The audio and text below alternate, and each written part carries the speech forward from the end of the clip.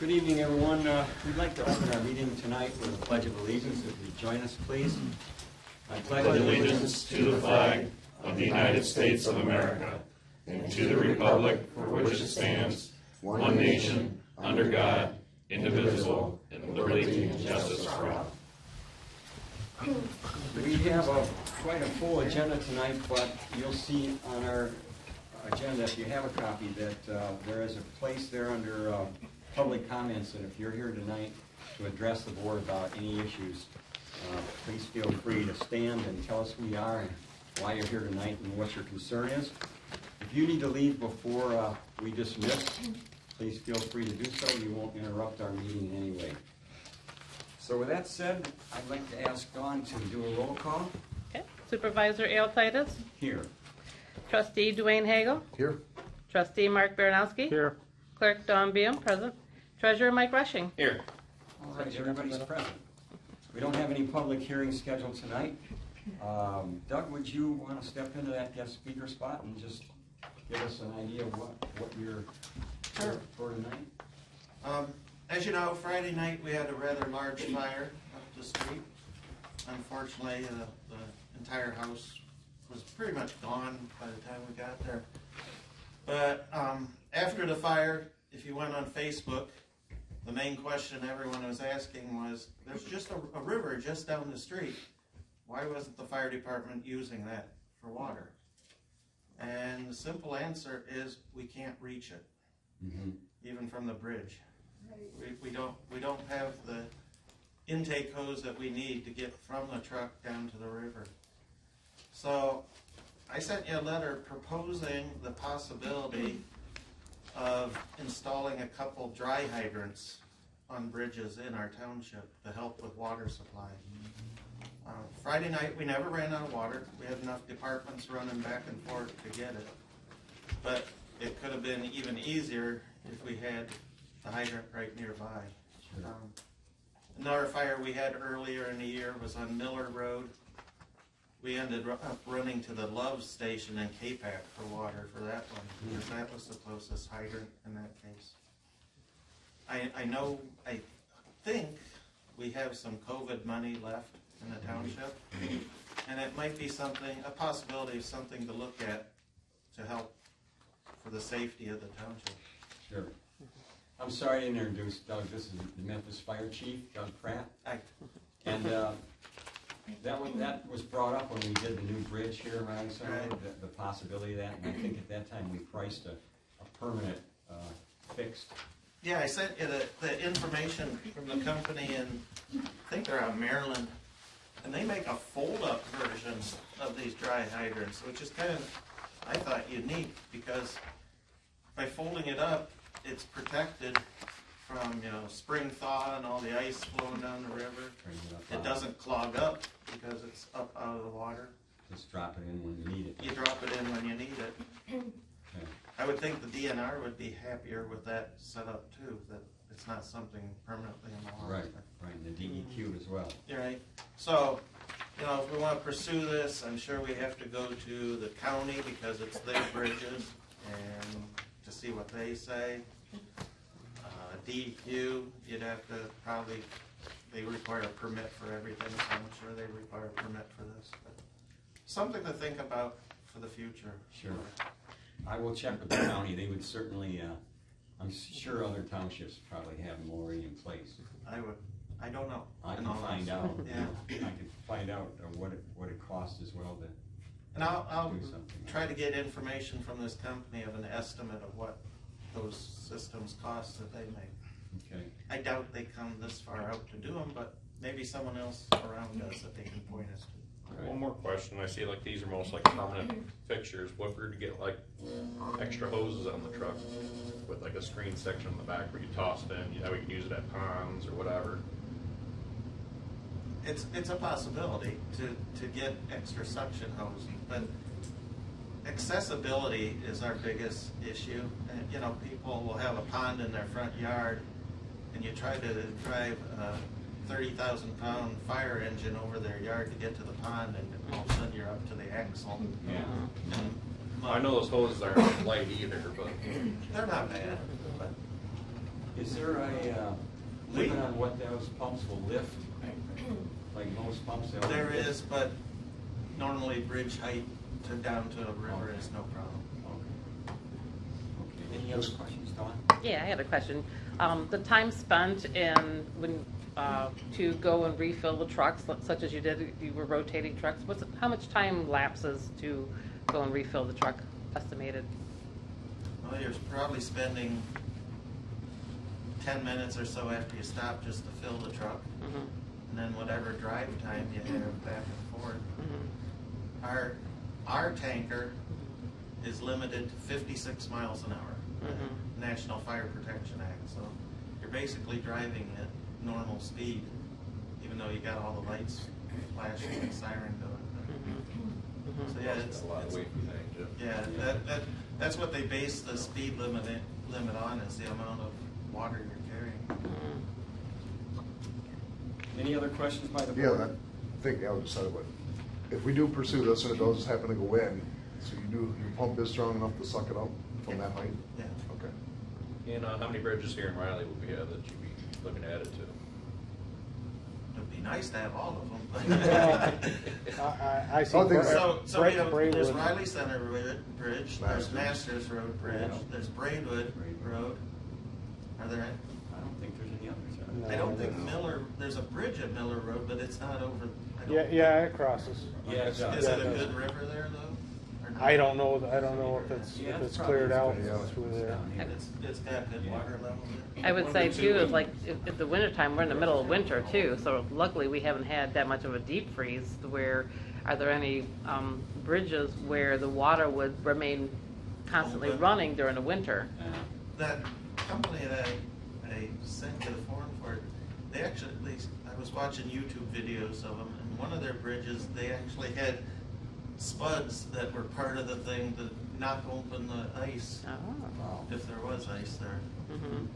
Let me get some estimates back. I might even be able to see if we can get money through the Spark Grant program. It's a 3-tier program. The first deadline's the 19th, which we'll miss that one, but we'll get 2 more next year. All right. I think before pursuing, like, I think we can talk and find out, get some estimates and maybe have some conversations with DEQ about the possibility, but I think we need to look at, like, what is the actual, on different varieties, get some cost factors as far as how much to purchase a few of these, and then how much for installation on one of these apparatus as well, too, so that way before we go any further with it. And then too, as far as Masters Road, that's a historical bridge. Would we be able to modify that onto there? That's where we gotta talk to the county. Yeah, Yeah. if it's a county bridge, we have to have their permission, but I did notice some of them where they stated that they're actually setting up on the bridge. There's no drilling into the bridge itself. There's friction And, now. if you go look at the Braidwood Road Bridge, I don't think we're probably too far away from a replacement. No, there. that's what I was talking about a couple of meetings ago. It's 1934 it was Yeah, built. it's in pretty, the upper area of it is in pretty rough shape right now. Yeah. The railings and all. All right, anything else you can get to us, Doug, would be Okay. helpful? And we'll look into it as a board and see what we can find out. I want to say that I thought the fire departments did an excellent job the other night. I was surprised to see that anything was saved in close proximity to that fire. So you guys did a great job and worked hard. Just for the audience, partway through fighting that fire, the owner came up to us and said, "Oh, by the way, there's a well out back that you might want to watch." This well was 4 feet in diameter, 70 feet deep, and covered by a piece of plywood. Oh my gosh. So if you have something like that on your property and we are called out there, let us know as soon as possible. Yeah, 70. That could have been a bad ending. Wow. It was beautiful. It was bricked the entire diameter all the way down, but yeah, just covered by a crummy old piece of plywood. Nobody was hurt though? No one was hurt. Good. Great. Okay, let's move on tonight, shall we? Public comments. I know we have some people here tonight wanting to address the board with concerns. Who would like to go first? Nancy? Go ahead. find out about the Tibbetts Road Cemetery. I'm sure. And, are you guys doing over there? What is our plan? Yes. Okay. Because your little walkway has turned into a 90-foot wide, 3-lane highway. 90 That feet? whole thing is destroyed back there. The whole back end is destroyed. Why would the county cut 90 I feet? don't know. I don't know who hired the county. Nobody hired them. We just asked them if there was a legal access into the cemetery, and they said yes. And all I wanted was a walking path mode. It is 90 feet wide. Wow.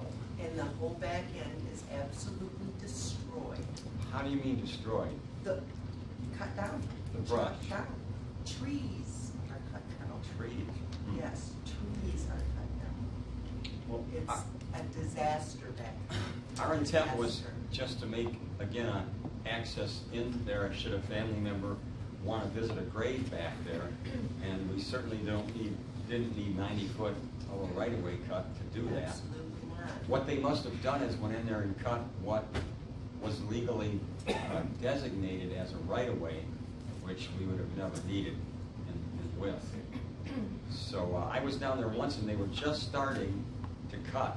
And of course I couldn't see the width. They had just started the path. So our intent, and I'm speaking for myself tonight, was just to provide some type of walking path that if a family member showed up and wanted to visit a grave back there, they could do that. And we were told by some of the neighbors that there was no access or ingress and egress reserved. So I turned it over to the county, and the county brought their survey team out there, and they surveyed it and said, yes, there had been a right-of-way reserved by MDOT for that, and that's, of course, by law, they cannot landlock a cemetery. So that's why it was what was reserved as it was. But I had no idea they would actually cut something that wide. In fact, I told the foreman that all we were interested in is a walking path. So I guess he figured that we needed something bigger than we did. Okay, and then is someone going to be maintaining this cemetery? Because I've maintained it for 30 years. Yeah. Not charging the township $0. Okay. So if you guys are gonna take it over, I think I should be compensated for the 30 years that I took care of it. It's in my backyard, and if it wants to be continued to be taken care of, I would rather do it myself and have the township pay me to do it. But I've been doing it for 30 years now. Long time. Long I'm time. gonna turn that question over to Trustee Hagel because he's worked closely with our cemetery lady on the Lone Cemetery to improve that over there. Dwayne, what is the plan for that? My thoughts was, when we first started talking this, and I don't know how long, it's been quite a while, but Couple of years. yeah, the Masters Road Cemetery, Lone Cemetery, we got this lady in there, her name's Charlie, went in there, repaired all the headstones that were broke, fixed them, put them upright. We got a nice sign up there, nice fence. My intention was to get the same lady to go in there without going on your property, because it's really close. So she's not bothering, she go in there, take care of the headstones, put them where they're supposed to be, because I have a map of that cemetery, and I think she does too, where they're supposed to be buried at. And I think there's 9 buried back there, but there's only 7 headstones. There's 4 headstones. 4 headstones. Okay. We had went back there, remember Nancy, I don't know, 5, 6 years ago? There's 4 Her and her husband, myself. That's it. But I think, if I remember correctly, there's 9 buried back there. There's only 4 headstones, and they have no idea where the rest of them are at. Right. There's no plaque. There's 0 plaque. So would be, my intention is just put a small walking path just to gain access, so we're not going across your yard, or having people go across your yard, and then maybe put like a small white picket, 4-foot fence. I would prefer not that be done. All it's gonna do is draw attention, and I'm gonna have vandals back there. I'm gonna have all, the reason, we used to mow that back road. We Yeah. quit mowing it because we had people going out there parking, we had people throwing garbage out there, people doing donuts in our side yard. It was a disaster, so we quit mowing that back road for just that reason, so that we didn't have who knows what in my backyard. It's literally my backyard. So you would rather not have a I picket would rather fence? not have a fence, it's all just gonna draw attention to it. Well, if somebody comes in there to visit a grave, how would they know if they're on your property or the actual Right, I'm cemetery? just Do you honestly think somebody's gonna go there to visit a grave? There's nobody to call family. There's the In last 30 person years, was how many married. times have you seen Two somebody come times. out there? 2 times. 2 times? And that's been 15, 20 years 25. since anyone's come out there. Okay. 2 people.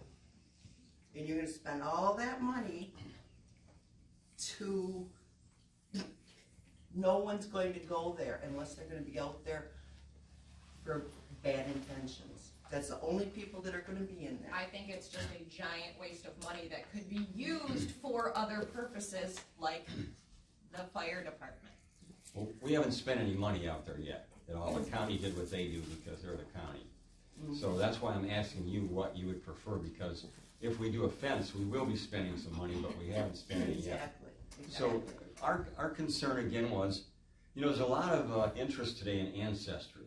Sooner or later, somebody's gonna show up and say, you know, my great whatever is buried out there, and I wanna Then they go to can the come grave. through my yard. Well, that's what we wanted to avoid. We don't want Yeah, the that's- public tracking Come through in your through my- yard We can come through or my yard. across your property. We wanted to avoid I that. think I just gotta knock on the door and say, hey, can we go out there? Sure, come on, I'll show Absolutely. you where it's at. Well, if I I don't have lived a there, problem doing I would that. say, walk the path or the road. I don't want you tracking through my yard. See, I don't know if you remember, Nancy, before they put it I-69, and Tibbetts Road used to go straight to I know Riders Center that. Road. Yes, I know that. You know, Yep. and then when they opened up 69 in whatever the fall of 1985, that's when they changed that. Uh-huh.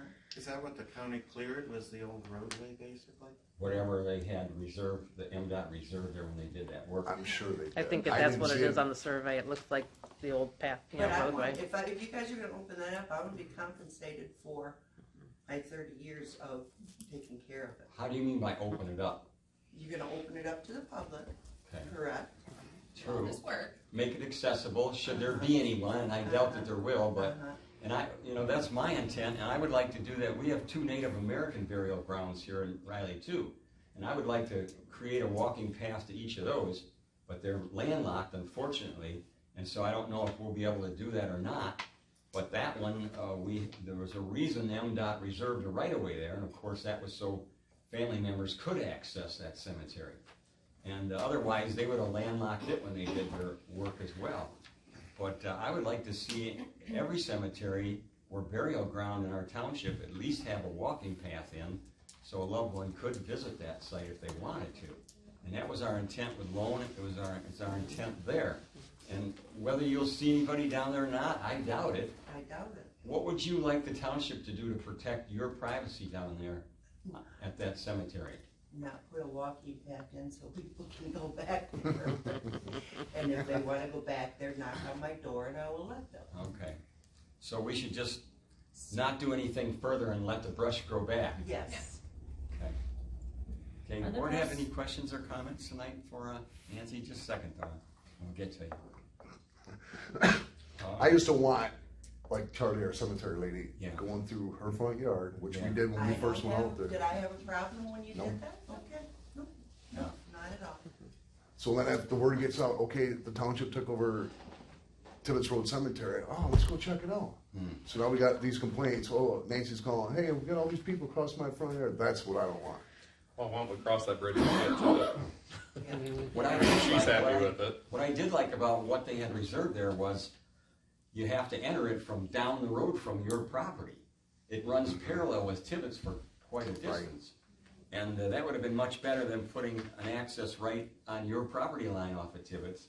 I like the way they enter down farther, and then you have to walk a distance to get to the cemetery. That's gonna discourage a lot of people right away, because Lone, we've had people in and out of there, but that sets right on the road. Right. And as far as the headstones that are missing, Nance, I think my book at home, I think there's 9 buried there. Supposedly 7 headstones, you say there's only 4. What she will do, if she doesn't get her permission to go in there, she'll make new headstones for them. That's what she's gonna do at Lone But how Cemetery. does she know where they're buried? You don't even have a plot It's- of where they're buried at. Yeah, and it's got measurements on it, everything. Years ago, Bernard Pearl, I've the got- cemetery I've got guy, that, but that was just he an did, estimate of where he it was did at. a, I've got one of those. And it was just- search down there. He probed and everything to Yeah, find it was out an where the yeah, graves just were. an estimate of where they were at. Yeah. Yeah. It- because that's what he told me. Yeah, he's pretty accurate. We found him to be pretty accurate in loan anyway, and he did Tibbetts as well. But there's no interest, as long as I'm with the township, there'll never be any interest in opening that one or loan to any kind of burials. That's all history, and that's what we want to preserve it as. It's just ancestry and history. And if somebody wants to visit a loved one's grave, they can. Who knows if there's any loved ones left? There's not. I don't think there's been a burial up there since 1900. 1865. Well, there you go. I stand to be corrected. So, and that's the way with Lone, there hasn't been a burial there since 1900. But there could possibly still be some family members around. And so that was our intent. And I told you we're going to work with you. Whatever you're uncomfortable with, we'll do everything we can to avoid. So, but that was our intent, just simply to make it accessible to a family member should there be one that would want to walk in there without encroaching on your I property. don't have a problem with it. I'd rather do it that way. You would, at least you know who's back there. I'm willing walking through there Okay. into my backyard without me even knowing about it. So do you have any issues with Heaven's Gate people coming in, restoring the headstones, then just turning it back over to you, where you can I don't maintain it have like a you've been problem doing with it? that. I just don't, I don't want people being able to walk back there in my backyard. Throwing parties back there, Exactly. nefarious stuff, Exactly. for sure. Exactly. If our cemetery lady comes out there, would you rather she come to your house Yes. and let you know that she's there and what she's there for? Yes. Okay. Her and her husband, very sweet people. Yeah. Yeah, I met her. Any other questions for us, Nancy, as a No. board tonight? No. Yes. Stand up, please tell us who you are. I know who you are, but tell us. Yep, Christine Livingston, I'm here for the same reason. Yes, Our properties butt up against each other, yes. and I own where you went in. Well, Somebody should have filed the what I would paperwork. suggest This is take your deed and go to the county road commission and show them that MDOT deeded that parcel to you, because county has no record of that, and they sent an engineer and a survey team out there to survey it, Okay, well, and this they're is from obviously MDOT. unaware that you own anything out there. And when I did talk Well, to the, this is her, this is me, this is this piece right here. I know I And got you guys map. went right through there, so you just destroyed both of our properties. Well, it Going wasn't the back county. there. The county has a, And the guy that was doing it said that you guys hired him to do it. we didn't hire anybody. Well, that's The what county guy has full said. control of the road, of all the roads, and they reserve a 35-foot right-of-way. When I spoke to Brennan about the possibility of them cutting on your property, he said, send her to us. We have a right-of-way along that road, and he says, I don't think we cut beyond the right-of-way in where we cut. Nor do they have any record of MDOT deeding anything to you. So you need to Well, clarify. somebody didn't file something. You need to Have you clarify seen- that with Have them. you been over there? Have you seen what they did back there? I was there when they first started mowing. I have not seen it since. Yeah, we'll It's a go look. disaster. I It's will go destroyed. look. It's horrible. It's a You- disaster. I'll They go just look. took out the whole habitat. Is the survey for- markers How there old is now, that Alan? graveyard Is there- anyway? Pardon me? How old is that graveyard anyway? The last Oh. person buried was like 1865, so you're talking. So it's been there. So they just, there's basically, you can fit 3 cars going back there, all the way back there. It's Well- no path. Obviously, they mowed whatever MDOT reserved. So you need to, again, my suggestion is take your deed and go to the county road commission, go right over to Marysville, and go in there and talk to them and show them the deed and show them that you have a legal right to the property that you're saying you do. Because they have no record of it. Or they would have Well, certainly somebody contacted didn't file you. something somewhere, because I needed that frontage to be able to build there. How far So is your, there's 474.08 feet of frontage that MDOT, the guy that I bought this property from was working with them, and this is what he got. So somebody didn't file something, I don't know, but I bought it, and for the frontage to build it there. well, keep in mind though, again, the county can mow that 35 feet in because they reserve a right of way along the ditch. So even if you own it, they could still mow in that far, should they want to. Like a telephone. It's just And an they did easement. want to. Pardon me? It's just an easement, she still owns the property. Yeah, you still own the They have- property, but they can do whatever They they have the need to do ability out to there. use that If property. they need to mow it or clean the ditch or whatever, they can do that. So, Well, where is the survey? where's the Like, cause survey? I feel like you're on my property, Well, back here, Was it surveyed when you bought it? right? did you have a survey when you purchased the property? Well, it had to be surveyed, because I got both the pieces. Okay, then what I would do is take my survey and go right to the county road commission again and make them aware of what you own, but you're not Well, I gonna, mean, I have my closing paperwork for my parcels. well, you're They still, don't have a survey on file. I tried to get it surveyed. Well, the They county wanted has a survey. $6,000 to survey it. That's ridiculous. the county has a MDOT survey already of all that surveyed it. area out there, I've already seen it. That's how they understood and knew that MDOT had reserved a right of way to that cemetery. They have plenty of surveys of it. You could go right over there and get one, they'll give you one, I'm sure. So go to the road commission and talk to them. They're the ones that surveyed that right of way and told us that in fact it was there and where they could mow. And the reason they surveyed before was they weren't about to mow on somebody else's property. But they knew that that was reserved by MDOT for that purpose, to access that cemetery. They don't wanna maintain it. So go talk to them. And in fact, that was the foreman's advice today when I spoke with him. I told him that there was a concern of a neighbor that they had mowed on their property, and he said, ask her to bring her paperwork, her deed survey in, and we'll look at it. But he said, to our knowledge, we mowed on the right of way and nobody's property, so. So I would say work that out. So where with do I them. go, the county? County Road Commission, right in Marysville. I would go right over to the headquarters there, and Brennan is our road foreman here, if you wanna mention his name. But they have, again, you might talk to Mr. Hazelton, he's one of the engineers over there as well. And just, you know, explain to them what you have to us, because that's in their control, it's not in our control. Well, I just think it's pretty excessive for, you know, I respect the dead, but I don't believe anybody's gonna be going back there except for thugs I don't- and a bunch of stuff happening back there. Well, if that happens, then we will, we'll do something about it. We had some issues at Lowen, and we put some cameras up there, and that was the end of that. So, anyway, if there's a problem back there, come let us know and we'll address it. Okay? Any other citizens here tonight wishing to address the board? Yes, Stan, please tell us who you are, where you live, and why Hi, you're here. Beth Genuine on Riley Center Road. Okay? I missed last month's meeting and I just wondered what happened with the solar panel farm, like what was discussed. We are researching that, our attorney is researching it. I've been in communication with some of the other townships, especially Wales. What we found is that is in the very early stages of DT planning, and we're trying to connect with their people, the people that are planning the solar farm and negotiating the leases, to see what the plan is.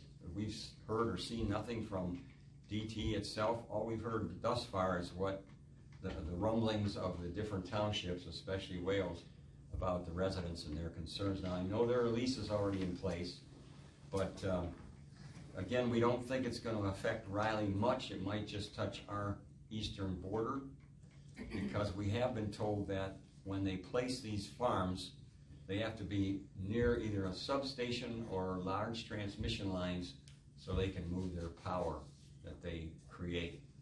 And so that's why we don't think it's going to have much to do with our township. But we're looking into it, trying to gather all the information we can right now. We're going to have planning working on an ordinance to put in place. That's where we're at this point. Thank you. You're welcome. Doug? Yeah, I heard today that they can lay lines to a transmission line, high lines, 5 miles at least, 5 and 6 miles. They can lay lines, pick that high line up. Yeah, we haven't heard that. Yep, I just heard it today from a good source. Well, there's so much going on right now as far as talk that we don't know what's accurate and what's not. We tried to arrange to have a speaker in, and we will have one in as soon as we can get on her schedule. And she's going to come to one of our meetings and discuss what's going on with everything that we're hearing about solar farms. So we'll let you know what we hear. As a board, have you guys heard anything more on the solar farm Nope. proposals? Okay. Like I said, it's very early in the planning yet, but not too early for them to be negotiating leases. They are doing that. I know, it's interesting though, in Europe, they'll do it over parking lots, like let's say for example, Myers. They do it over the parking lot, protects the vehicles, easy access to get to, closer to a substation. It just blows my mind that here in America we ruin farmland, or discussing potential ruining farmland, where they won't do that in Europe. They repurpose different ways to keep it clean for the environment. Yeah, someone suggested they do it in the median on expressways. Yeah, right. But when the car leaves the road, you'd probably destroy it, so who knows if that would work. I'm sure that'd be just 8-foot sections, you just swap in and out. Yeah. So we'll keep you posted on whatever's going on there. We just don't know anymore right It's now. gonna happen fast. I work in automotive, and Stellantis, which was Chrysler, just signed $1 billion deal with DTE this week, so it's gonna happen quickly. Keep in mind too that the government's mandating this, the federal government. I know. So that's why DTE is pushing. Yes. And you know, they are dictated to by the higher ups, so. Yeah, they don't do it just because they want to. Right. You're mentioning DTE, is there DTE in addition to the NextEra that's signing the leases? There's more than DTE, but I understand that DTE is a part of it. But there's another company out of Florida that's actually negotiating the leases right now. That's NextEra. Yeah, that's the company. From what I've heard, they're basically compiling it, and they're gonna sell it off to the next highest bidder. No, it's Boulevard, it's Boulevard Associates that's doing the leases for NextEra. NextEra is one of the largest in the nation's utilities. Okay. They do like everything, literally everything, all the way down to nuclear, so. What they're proposing is 1,500 acres, which seems huge to In me. Wales. 1,500 acres of solar. There's panels. definitely 141 acres in Riley. Okay. I'll give you a copy of this. Okay, great. I'm sorry, could you repeat that? I missed that. There's 141.97 acres in Riley. About a quarter mile Yeah. squared. That's all I've been able to identify so far. So I did call the county as well. They don't have to actually file the leases. They don't have to. They don't legally have to. Didn't you tell us there were some filed already There are, on record? yeah, I have two of them here. That's the 141.97 acres. The problem is, I talked to the county deeds, and I specifically asked, you know, do they have to file? Doug and I were actually speaking about that. They don't have to. The county feels that they're filing to protect themselves, but the leases are still ongoing as far as getting filed. They're thinking that there's potentially more that they haven't seen yet. Okay. Who knows? Yeah, keep us informed. I know you've researched this quite a bit. Trying. And, you've been one of our information sources over the last couple of months on this, so keep in touch with us and let us know. You may hear something we don't hear. But at this point, again, it's all proposed, and other than the leases, and it's just a wait and see as to when it might happen. But we'll share with you whatever we know. All right, if there are no other citizens wishing to address the board tonight, we'd like to get into our agenda. All right, I'll take that as a no. Approved consent agenda. Who would like to make, who would like to make a motion to approve that? I'll make that motion. Okay, would you please specifically give us all the, Yes, consent agenda, Raleigh Township, board minutes, 11/1 of 2022, accounts payable, claims report, payroll report, treasurer's report, revenue expenditure report as of 11/30/2022, bond permit refunds, requests, correspondence, and communications. all right, thank you, Mark. Is there a support for I'll that second motion? All right, any discussion? All right, I'll take that as a no. We need to approve that with a roll call vote. Yep. Dawn? Mark Baranowski? Yes. Dwayne Hagel? Yes. Mike Rushing? Yes. Al Titus? Yes. Don Beam, yes. Motion carried. How about the budget amendments? Yep. We have some amendments tonight that we need to make on our budget. Yep, I would like to make the motion to approve the budget amendments totaling $12,500 among various general fund departmental activities as presented. All right, is there support for that motion? I'll second. All right, any discussion? If not, we'll do a roll call vote on that as well. Don Beam, yes. Dwayne Hagel? Yes. Al Titus? Yes. Mike Rushing? Yes. Mark Baranowski? Yes. Motion carried.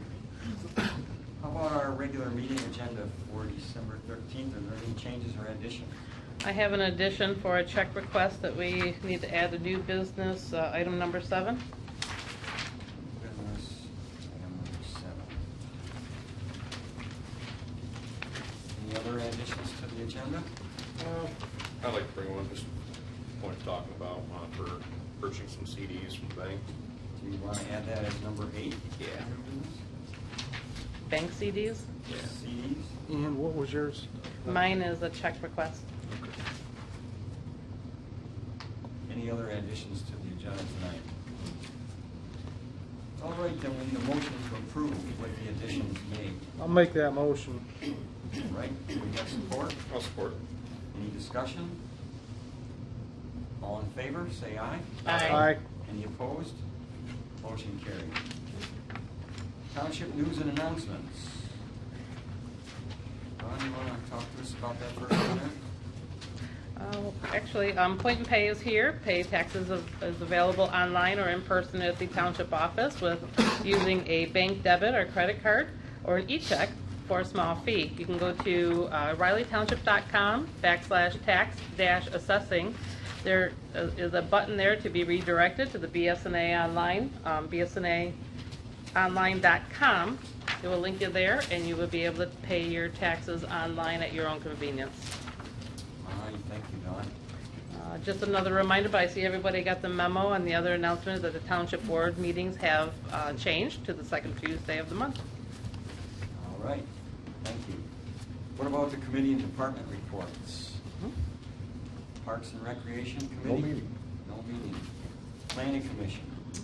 They did have a meeting. They had a public hearing, special approval use for a propane storage and transfer station at 740 Burnell Road, and that was tabled until January. All right. No That was zoning. it. Thank you, Dwayne. No zoning board of appeals meeting? No zoning. Okay, election commission? Just would like to touch base. This is the first meeting held after the election cycle that we had. I completed my first election year. You made it through. I made it through, survived. We instituted a lot of changes. I want to really applaud the voters in Riley Township for showing up. We, again, with our general election, out of our county, had the highest voter turnout in our county. Based on registered voters, and of those registered voters who came and voted, we had a total of 78.16%. That's the highest percentage in the county. Wow. So I applaud Riley Township for coming out and showing up and voting. We had an increase in young voters, which I was really pleased to see at this election. Of course, our #1 voter turnout is age 60 and older. And then second is between 50 and 59, and then third was our young voters. So that was really a nice trend to see. We processed 572 absent voters at our absent voter board. We had 1,188 in-person voters for a total of 1,760 votes casted at this general election. So thank you very much. I applaud everybody. There's probably going to be some changes in the next election cycle with the passage of Proposal 2. We're still waiting to see what the legislator puts together. It'll be interesting to see what happens with that. I know St. Clair County turned down Proposal 2 by a narrow margin of only 600 votes, but it goes by the entire state, so the entire state passed that, so there will be changes to come. We're hearing that the passage of that Proposal 2 is going to make the elections more expensive. Very. And much more work for the township clerk. Very. Is that true? Very. Okay, thank you, Dawn. I have a question. Yes, sure. Were there any places in St. Clair County that were required to do a hand recount? Not that I'm aware of. Okay, because I actually was summoned from Lapeer County. I'm a clerk there, and I had a hand count yesterday at Macomb Community College. They held it. There were numerous Macomb County precincts that were hand counted, and they were specifically proposal 2 and proposal 3. Because they were probably close races. No. No? It's the Bureau of Elections, how they, open forum where attorneys from Promote the Vote 22, and there's 2 other groups that mandated to have hand recount. If they hand recounted every single vote that has been asked to be recounted, it would never change the results of the election. So it's a waste of taxpayers' dollars and time. And why do they do it? I think it's to prove. My ballot numbers came out exactly what my tabulator, and I have Dominion tabulators, came out exactly to the numbers, how many ballots were placed, and how many were yeses, and how many were noes, and how many didn't vote for that particular proposal. Yeah. Oh, and I just wanted to make a mention, we did have a tabulator issue here at the precinct on election day, and kudos to my deputy and chairperson in the precinct for handling a very sticky situation, basically. And just to kind of explain what happened is the tabulator scanner was not reading the ballots, so it goes into the back side of the ballot, and those ballots actually get rescanned at the end of the night when polls are closed. So we had, how many was it? Over 100. At 150. Right, until we had election source come out and service the machine and get it back up and running, kind of thing. Even though the machine ran fine during the testing, the public test accuracy testing that we had, but on election night it decided for some reason to say it was dirty or something was hung up in it, and it wasn't accepting the ballots.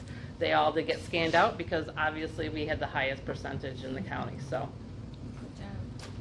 All right, thank you, Dawn. Doug, do you have anything for us tonight in the building department? No, but let's slow quite a bit up this last month or 2 here now.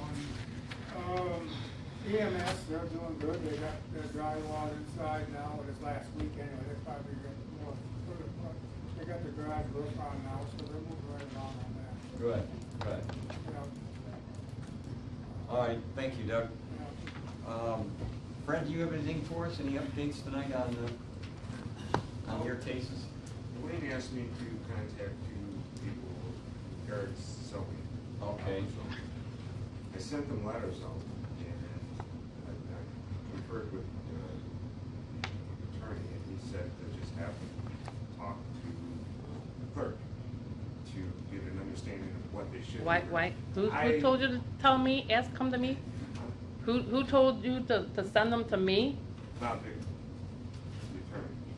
Well, He said, because I have no background in the zoning part of this. So, I mean, I sent the letters out, that's what I was supposed to do, but I guess I'd have to really look at, I'm gonna have to study zoning ordinances then to learn zoning, so that I know what to do.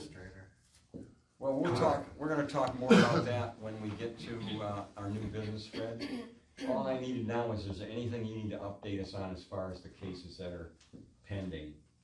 I'm just following through with Bob on the ones that have already gone through or they're going through. Okay. And following up on what he wants me to handle on them, and I'm still proceeding on the other ones that are open. Okay.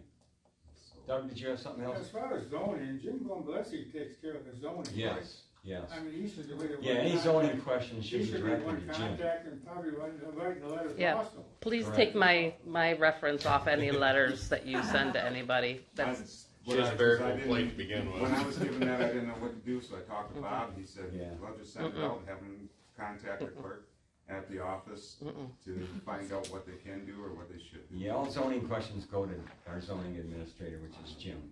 Okay, just so you know. All right, we're gonna move on then tonight, roads.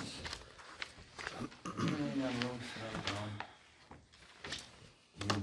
We have been approved for the 2023 local road assistance program, and the county's wants to do approaches here on Riley Center Road to Hill and Dunn, and that's all I know is in the works. well, we have to approve what's on the unfinished business here, the 2023 local road assistance, the board has to take action Right. on this program agreement that's in the packet. Jump down there now under unfinished business? We're done with the Yep. reports? All right. Let's go to number one under unfinished business then. What do you need from the board? Action tonight for a resolution? I need action on approval for the 2023 local road funding assistance program agreement for Riley Center Dunn Hill Road approaches to Riley Center from Dunn and Hill Road. Estimated project cost is $90,000. The board, let's see here, the road commission board contribute $45,000. The township contribution is $45,000. Alan, I've got a question about that. Why is that needed? Because of the gravel that pulls out onto Riley Center Road? Is that the reason why? The road foreman told me they're looking at all those approaches that they can't maintain. Masters Road here was one of them. Yeah. They're always tore up. They can't keep them the way they should be. So the Dunn and Hill have the most traffic, we're told, in the township. And so those approaches evidently are the worst. You would think it would be M19. That one's always bad too. I know Hill is always But real bad. the county's telling me that Dunn and Hill on Riley Center Road are two that they just cannot keep maintained. Okay.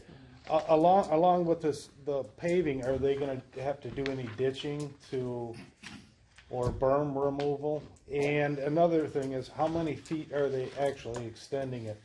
Yeah, I don't know that, Mark. I'd have to don't look at the work order. Okay. We haven't got any work orders. They didn't do any extra ditching on Masters when they did that one. Right. If they did, it would be They right did? in the immediate area. Okay. I mean, it's a very good idea, you know. But it's a lot of money Yep. for two approaches, two roads approaches. So that's 4 approaches. Yeah. It says according to this, correct? Yeah. Okay. They approved it on their end. They're asking for our board action to take action on it before December 30th. Right. So our portion is 45,000. Yeah. Okay. What I do when I before I do my application for local road assistance, I go to the county road foreman and ask him, what are the needs? And he tells me, generally, suggests to me what the county would like to see done in the township. And these were the ones that he brought to me when I did my application in September. Okay. He said, we need to do these. One last thing, I hate to keep dragging No, this that's through, but fine. is this something we could pull some of the ARPA money For on? sure. 100%. Okay. I mean, it's just astronomical amount for 4 approaches. Yeah, it's For sure. incredible what it costs. The Braidwood Road Bridge and the Egling Bridge as well. We've paid for those now, have we not, Dawn? I know Braidwood came in for us at $130-some thousand. Yeah, it was $135,000. And Egling was 40-some thousand. Yeah. So without the ARPA money, we wouldn't be doing any of these projects. Yeah, okay. And we just Okay. received our final ARPA funding from the county reimbursement for those two. We didn't get the full 130,000, but we had, what was the amount we had? 45,000. We asked for 43. Well, no, we had, I asked for 32 on this last, to clear out what we had remaining from the previous projects, but the overall total was like some $60-some thousand to be reimbursed from the county. So that last installment of that 60,000 we just requested and received, we requested 32,000 and we were reimbursed 35,000, which we just received Just today. today. Yeah. Bridges are so expensive to replace today. Right. Even the culvert systems are expensive. I read an article Right. that MTA had sent to me in a magazine, and it says there are literally hundreds, if not thousands, of bridges, small bridges like the ones we're doing in our country, Right. that the municipalities cannot afford to do. They've just closed the roads. Right. Well, And they've set for years. yeah, and what we're planning on probably doing too is whatever remaining out of that Egling and Braidwood bridges of that 135,000, out of what we didn't get reimbursed from the county, we will apply that amount to the ARPA funding of what we have remaining. So I'll bring it updated, you know. So we'll be using the ARPA funds that we have for the remaining and apply it to that. But I'll have an updated balance hopefully for you at the next meeting of what we got remaining. But I think I last reported at last month's meeting that we still had like 75% of our ARPA funds available, so. Right. About $250,000. We pretty much have about 2 years to figure out how we're going to spend it. And we've yeah, got 4 years to write the last check. Right. Otherwise, we got to send it back. We'll definitely spend But this it. will allow us, if we approve this tonight, this will allow us Yeah. in our budget planning, because we're in the beginning stages of our budget planning, what anticipated expenses are we gonna have in our roads department. So we've been slowly increasing the roads budget since I started here, basically. And then the road commission, when we attended that one association meeting, MTA meeting, in Brockway, where Hazelton was there, he expects costs for any road projects to astronomically increase and stuff. So we have to plan for that budget and that increase. So when they calculated this cost here, that's in anticipation of those increased costs. Oh, I got you. Okay. Anything else on your roads that we need to take care of tonight, Don? Well, we do need, that's all I have, so we just need to take action on this if we're going to approve this. What do we need, a motion? I'll make a motion. Do you want me to read that? Go ahead. Motion to accept and approve the 2023 Local Road Funding Assistance Program Agreement for Riley Center approaches from Dunn and Hill as presented at an estimate cost of $45,000 to the township, utilizing ARPA funds to cover any of the township costs for the name project. So. All right, we have a motion. Is there support for that motion? I'll support it. All right, any further discussion? If not, I will ask Don to do a roll call vote. Mark Baranowski? Yes. Dwayne Hagel? Yes. Al Titus? Yes. Mike Rushing? Yes. Don Beam, yes. Motion carried. All right, under number 2 there, Fred, were there any residents that were summoned to the meeting tonight by letter to this meeting that you're aware of? Okay, all right, we'll move on into new business. Number 1 under new business, ordinance -34-08, ordinance enforcement officer. About 3 weeks ago, we sat down with Fred, our ordinance enforcement officer, Dwayne Hagel, trustee Hagel, myself, our attorney, Bob Vickery, and as we discussed the open cases with Fred, it's come to our attention that this job has turned into way more than anybody could have expected it would become. And we have right now 20, from what Fred told me, we have about 20 outstanding or open cases from 2022 and 3 or 4 open cases from 2021. So with, and Fred, anything you want to add, please do. But with that understanding of the job just becoming more than he's able to handle right now, we felt that it was only right to move forward and try to find somebody to take Fred's place. And the challenge is going to be, again, when somebody new comes in, is to catch up, to bring us up to date. Part of the overload that he experienced was from the marijuana thing when we had that flash of growers and everything that was going on there. That seems to have went by the wayside now for the most part. But a lot of it was that, but besides that, there have just been a lot of cases in the last year of junk cars and blight and just all kind of things. And of course, when those aren't taken care of, then I get lots of calls. The office gets lots of calls. You know, if we don't enforce our ordinances, we don't have ordinances. We have to enforce these things.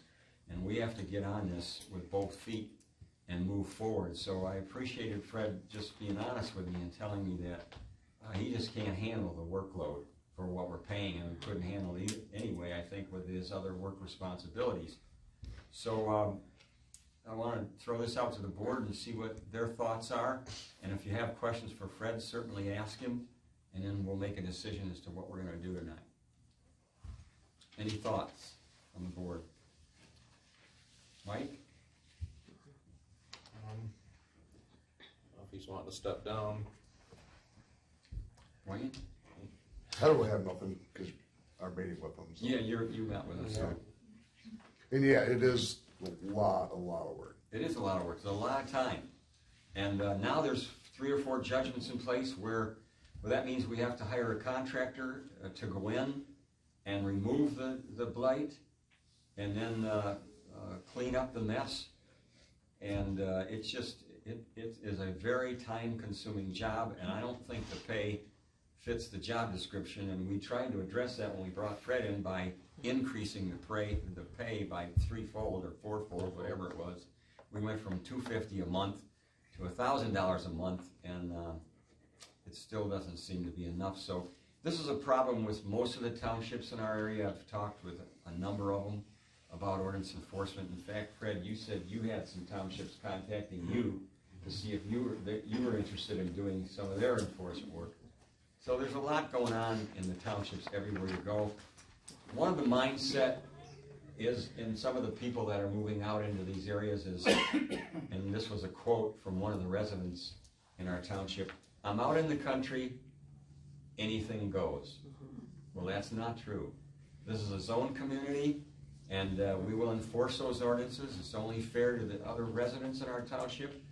What people forget is when we have a bad blight situation in our community, it affects the property values of those houses around it. And that's not fair to those property owners for us not to address it and see to it that it's cleaned up. So we're working hard to figure out what we need to do. It's a very serious matter for me because the buck stops with my position, and I don't necessarily like people calling me and saying, when is that going to be cleaned up? Something needs to be done out there, and many times Fred's working at it, but we just can't get to all of them and seem to get them cleaned up. So the board needs to take some action tonight and decide how we can address this. Hey, Al, Yes. are you taking any of these to court, or what's going on? There's 4 judgments right now, which means there are court judgments. Huh? There's 4 judgments currently out. In There's place. 2 more in court. 2 more pending. So once they get a judgment, then they have so many days to respond to that judgment and clean up, correct the problem. And if they don't do that, then they're in contempt of court, and then they're in some serious trouble. So What happens after that then? well, after that, if they don't address it, then they go back before the judge. The resident is summoned back before the judge a second time, and that usually doesn't go well. When the judge sees the same person in the courtroom a second time for the same issue, he can do most anything he wants to. And I appeared in court at one, and the judge said to this resident who is now cleaned up, "I don't want to see you again in my courtroom. And if I do, I want to issue a bench warrant for your arrest." So it can get pretty serious. But anyway, there's just a huge case log right now that we need to deal with. And as I said, it's just been more than Fred can keep up with. So Well, maybe you ought to start issuing fines that policy we had a long time ago. civil infraction Yeah. fines. The problem with those is that they're hard to collect. And when Paul Wilson did some, when they got before a magistrate, which was quite a long process, the magistrate threw them out. So the civil infraction is very time consuming, and it really isn't as effective as we think it would be. Now, Richmond Township has a contract with the Richmond Police Department, and when they have an issue, they send a letter, and when they don't comply, they send the police department out to write a ticket. And if they don't comply, then they get a second ticket, and the tickets get bigger. But we don't have a contract with any police force, St. Clair County, to do that, so we have to handle it. Could we get one? Pardon me? Could we get? No, not according to our county commissioner. They're not interested. They've got enough to do. So, anyway, every township kind of does their own thing a little bit different, and they handle it a little bit different. So we're looking for what's going to be most effective here in our township. Couldn't you contract with the Memphis Police Department? Because I used to live in the suburbs, and that's how it worked in the suburbs. The police would come out to the person's house, issue the ticket. So if we, as a township, decided to contract Memphis Police Department or some other, is that even an option? I don't think so, because it's not in their jurisdiction. What do you think, Doug? You do a little bit of city government stuff. It's no different than Richmond police coming to Richmond. That's exactly what I was Well, thinking. That's true. They have to be authorized through your township board. Yeah, there's the They guy have to that be retired certified policeman. through whatever jurisdiction is going to handle them. So that means whatever court, they have to accept that. I'll go to St. So Clair County. basically, what you're doing is you're hiring them to service you as a police department, even though it's Memphis Police Department.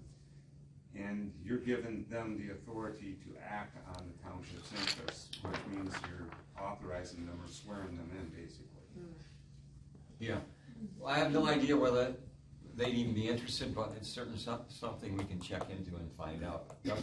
Yeah, when you go out and hire a contractor now, that expense for that contractor, who pays for that now? Well, what our ordinance allows is that if we bring a contractor in, which we have, and clean up the mess, then we can take all of our attorney's fees, court costs, and contractor costs, and if they're not paid, we lien the property. We put a lien on their property. And so eventually we're going to get paid. It's just a matter of time.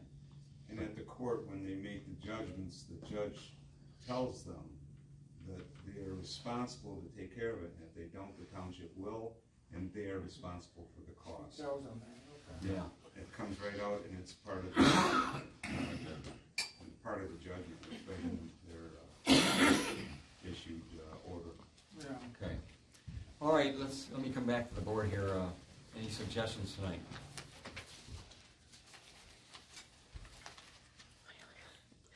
That wasn't what I was expecting. Well, I just want to make, I'll make a note of, it does appear that, Fred, that you're struggling with the scope of your authority and the duties that are outlined in the township, and according to the township ordinance. We have two ordinances that are in place. Ordinance 34, which outlines the authority and the duties of the ordinance enforcement officer. And then we have another ordinance in place of a municipal infraction bureau in handling civil infractions and such. But I just wanted to point out a note too, that the agreement that the township holds with Fred may be terminated by either party without cause. That was part of the signed agreement, basically. If there was any kind of an issue where Fred feels that he doesn't want to take the position anymore, he can step down on his own and be free from the contract, or the board can take action as well too, vice versa, with a 30-day notice of that. So I just wanted to bring that to attention. Okay. Anything you want to add, Fred? Any suggestions for us, or where we're at, what you think we need to do to address, the cases we have? Well, some of the cases I find myself frustrated with. One was the guy that's digging a pond. He was sent a stop, a red tag, if you will. Mm-hmm. Then it comes to me to do an investigation. Mm-hmm. I don't understand the logic behind that, because a red tag is an order to stop, and if he refuses that, it should go right to court. That should go through your attorney, and it shouldn't even come near me. Okay. That should go right to the court. The court would make the order saying that you either take care of this problem now, or the township will take care of the problem. For me, it's a waste of township time, because you're allowing now for whatever investigation I would do on it, Okay. which I don't have the authority. It would be like if I was doing a building Doug inspection. wants to comment on that. Right, Let me interrupt. You had a complaint on a pond, all right? Mhm. You don't have nothing to do with that. We got a pond inspector that takes care of that. That's right. He's supposed to put the stop But down, I he's do supposed have- to write the letter. You should have nothing to do with that. No, and Doug is right. You shouldn't have had But I any. do have a complaint. Nothing, same with zoning. That's If you got a exactly- zoning Yeah, problem. you should have brought that to the board, Fred, because that's not your responsibility. No. Ponds are not your responsibility. No. You, Nothing to do. again, we have a pond inspector, so he should have addressed that and been made aware He's of it. supposed to So. put the stop on, write the letters and everything. And apparently he did. He put it on the poster on the property because they refused the letters, but then it just got turned over to me. No, I it's don't not. understand. Yeah, the protocol wasn't followed there. He's supposed to handle that. Right. Who turned it over to you? Huh? I got it through the township just like everything else. Well, it either somebody comes had from someone to off have- the board, or it comes from the ladies at the office. Somebody had to have directed you Yeah. I'd have to go to- back and look at. to the do it. actual I mean, complaint. Misdirected. Correct. That's Yeah. right. It's not right. You shouldn't have nothing to do with it. Okay. I don't start these complaints on my own. No, No, I understand that. Thinking that- we don't need. No, we don't need got any enough more, of them out there Fred. that are real. Same with zoning. If you got a zoning problem, Jim Gombeski, he investigates it, he writes a letter, he takes care of that. Yeah. Zoning, you don't have nothing to do with zoning. That's his department, right? That's what he's getting paid for. All right, let's get back here to where we were. Thank you for the input. I'm gonna suggest to the board tonight that we cancel the contract that we have with Fred and then post this position. That gives him 30 days to do whatever he feels like he needs to do in tying up loose ends or whatever. And then post the position and see if we can get someone in here that can, that has the time to spend the time that it's gonna take to get these caught up and closed. And it's gonna take some time too. So that's my suggestion to the board. If anybody else has another suggestion, I'm open. If we can't find somebody Yes. for what we're paying, is Fred still willing to continue on? Stay on? Yeah. That would be up to Fred. Well, Al? Yes. I think Fred's doing a lot of extra work he shouldn't be doing. That's, Well, that's was true. just That may good. be. Half of that sounds like it goes to these other people. Yeah, well, there's not a lot of cases like he just mentioned, Doug, because I follow him closely. Well, Between it's Fred just, and I and the attorney. that's not true, like some of these illegal businesses that are running out of these residents' homes, and we never directed Fred, that should be Jim's problem. He should be writing the letters. Right, we have a protocol following that, Correct, yeah. and we have to make sure it's followed. Well, it sounds like Fred really didn't, read the entire, and know his scope of authority and what, Well, or he was misdirected. I can answer that. Oh, you mean in this given incident? Yeah. Yeah, that's true. But the job has become much, much more than what it was when Fred took it. Nobody could foresee that. From Paul Wilson when he handled it to now, Yeah. there's probably 5 times as many complaints in the township as we had then. And so nobody could foresee that. Fred couldn't foresee it. We couldn't foresee it. So we see now that it's more than what he's able to keep up with, and I understand why, because I get many of the calls, and I interact with Bob Vickery, our attorney, as well. So there's just a lot going on in ordinance enforcement right now. Most of it is blight. Not all of it, but I'd say most of it is blight. So the board needs to do something tonight, I think, because we can't just let these cases continue and not be closed. We've got to address this, and as soon as possible. How many open cases are there? There's 20, did we say, Fred, from 2022? I think he said we had 20 open cases from 2022. Correct me if I'm wrong. And 3 or 4 open cases from 2021, and at least 4 judgments that I'm aware of that are in place right now that need action. So where do we want to go with this tonight? Yeah, I'll make that motion to approve termination of the ordinance enforcement officer service agreement effective immediately and to give 30-day written notice to Mr. Fred McCallimore. All right, we have a motion on the floor. Is I'll there second that. Support? Okay, we have support. Any further discussion? All right, I think we need to do a roll call then. Yes.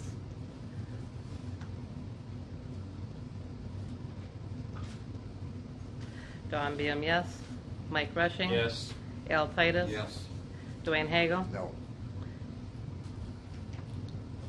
Mark Baranowski? No. Motion is carried. All right, how quick can we get that position posted or published? And that will be on our website too, will it not? Yes, so I would like to make a motion then to post and publish the OEO job opening requirements in the local newspaper. All right. And Fred, if you have any questions about where we go from here in the 30 days that you have yet, direct them to Donna and myself, and we'll explain to you what options you have as far as last 30 days.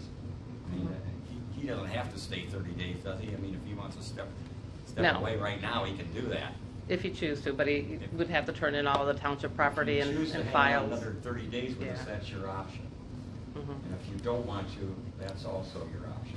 Just let us know what you want to do. There's 22 open cases. 22 open cases. Okay. May I From make- this year and last year?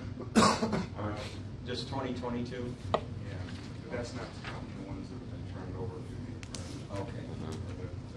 So there's some that he's working on as well that are pending. Okay. Yes, was there a question? A suggestion, because it sounds like some of them may have been thrown in his lap and not necessarily needed to be there. Take those 24 cases and review them and say, nope, that goes to the pond guy, this goes to the zoning guy, this goes to the, Because it sounds like he's doing extra work when he shouldn't even be doing it. Well, there aren't many cases like the one Fred cited. There are a few, but not many. Most of them fall into the jurisdiction of the ordinance enforcement officer. I know that because, see, Mark and Dwayne don't work as closely with this as I do. I get the calls, and the attorney gets the calls, and Fred gets the calls. The three of us get the calls. And I mean, any time of the day or night we get them. And so that's why we're aware of what's going on and what needs to be done. Because people don't pick up the phone and call one of our trustees when they got an issue with a neighbor. Oh, I get calls. Well, he may get some, but I'll take his from mine any day of the week. But it's a real problem, and, you know, we've got to address it. So, anyway, enough said about that. I made a motion to post, to publish it, so I I'll would second that. Yes, okay. Is Fred still willing to help us if we can't find anybody? Ask Fred. He'll tell you. I'll work, when you find somebody, I'll go over everything that I have going, show them what's been happening, the ins and outs of what they can do, what they can't do.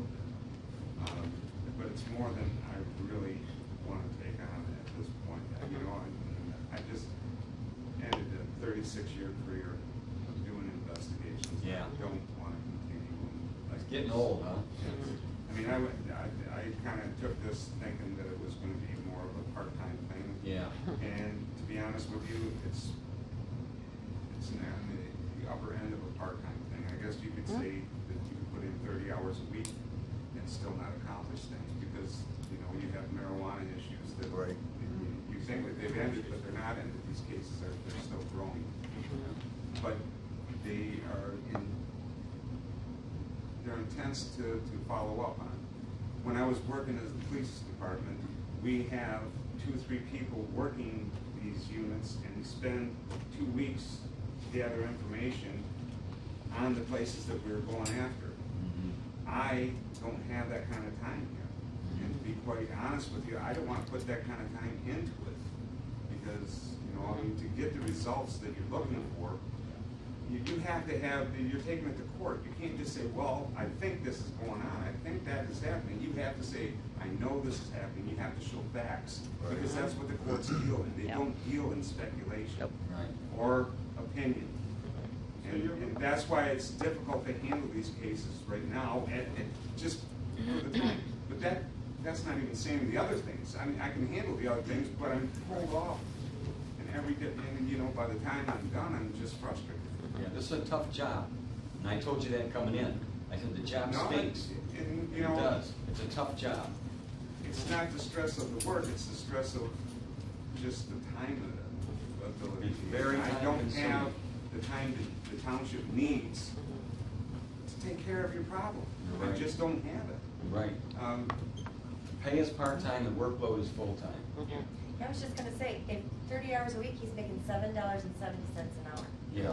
And that's not counting gas, that's Where- not counting insurance. Yeah, that's not including the time he spends running around all over the township. Where we came up with When those- gas was $5 a gallon. Yeah, where we came up with those numbers was from other townships that were paying similar money, so it wasn't something that we just created. Yeah, But it's gonna again, be hard to nobody find could somebody for that predict the caseload that Fred was gonna deal with. I certainly don't. And I've been with this for 10 years now, so. Doug, you had a comment. Yeah, Fred, again, you're going after the marijuana people because they're operating a business. No, because they're not permitted. Yeah, but when they're not permitted, they're not in the zoning. See, that goes back to Jim going investigating, because that's in the zoning on business. And I've just been handling it the way these are things that Yeah, I know. they're given to me as ordinance violations because technically they are. But it gets frustrating, like I said. Even Gombieski is going to have a hard time. Well, that's his job. But he's going to have a hard time to establish the facts that he needs to get it because it's not, you can't just walk by and, well, their windows are boarded shut or they're covered, so they're growing marijuana. You can't take that to court. I'm sorry, the judge is not going to accept that. Well, you got to have more. And some of them we have established more, but it's It's difficult because you run into roadblock after roadblock after roadblock, and you gotta get around I it. don't think And it's that's, more I don't time think it's your consuming than job. what I have. I don't think it's your job. Well, let's move on tonight, Too much guys. We're going just on. getting off track here. Fred, I appreciate your honesty and openness in telling us that you're not able to keep up. I knew that, but it comes better from you than from me. So we all know, you know, we know that we have to do something different, and we'll be moving in that direction, wherever the direction is. But it's up to you if you want to hang on with us till we get somebody or not. That's up to you for the next 30 days. And whatever you can do to help that transition, we would appreciate. So with somebody when we do find someone. So Okay. anyway, with that said, let's move forward. Yeah, do I have an all in favor to publish the position? All in favor, please say aye. Aye. Any opposed? Motion carried. Are we gonna do the same thing we did before? As far as Have a committee for interviewing? That's a good question, Mike Axe. Who would be delegated to do the interviews and potential people who are... Do we have a policy in place that states that? I know last time as you and I did it, we brought our recommendation to the board. Not, that- it would, we have a policy on the agenda later on today that would Oh, yeah. delegate those duties. Okay. There is personnel. Start before the horse. There is a personnel officer mentioned in that policy, isn't there? Yeah. I thought you were looking at me a little funny over That here. means we gotta move forward here. But before we move forward, there's one more motion I need to make. Okay.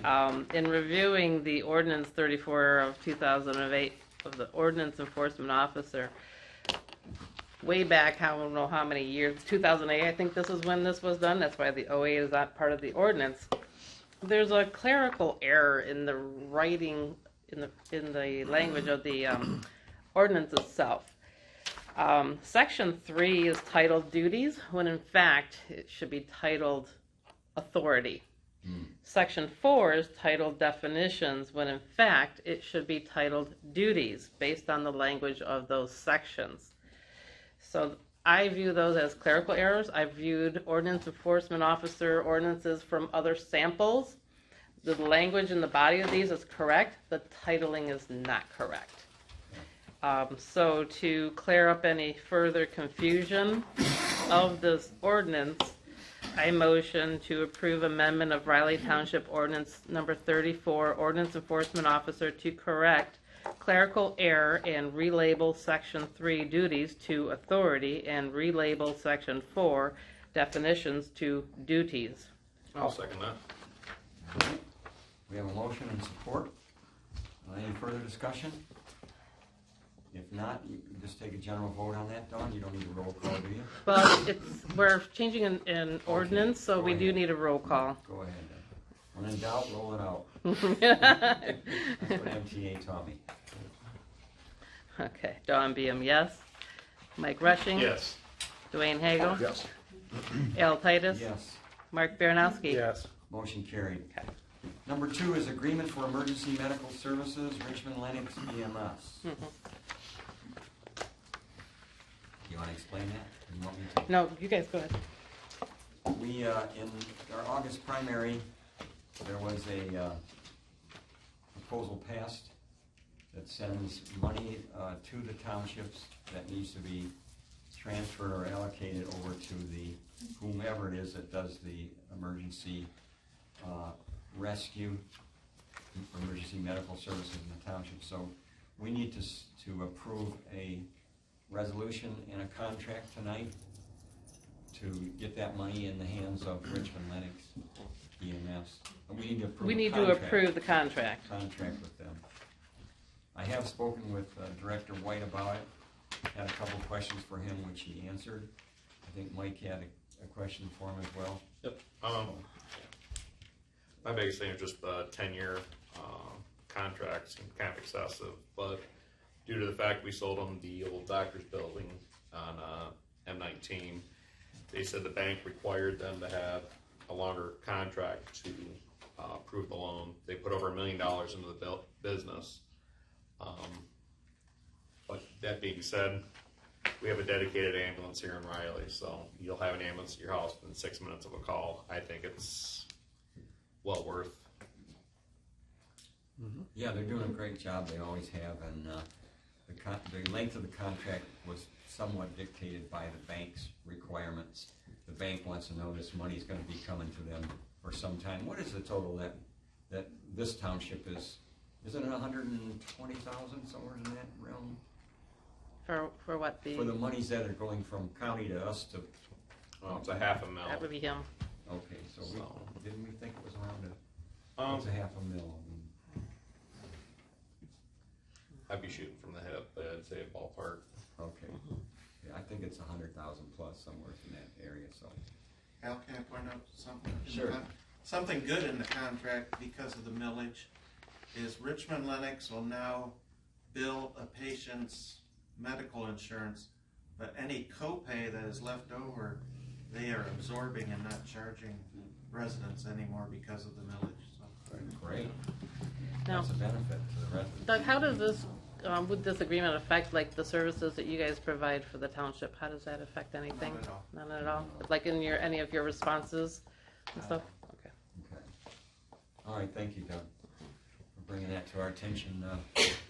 All right, do we have a motion then to approve that contract with Richmond Lennox? I'll make that motion. All right. We have support? I'll second it. Are you allowed to enter into a contract longer than your elected term?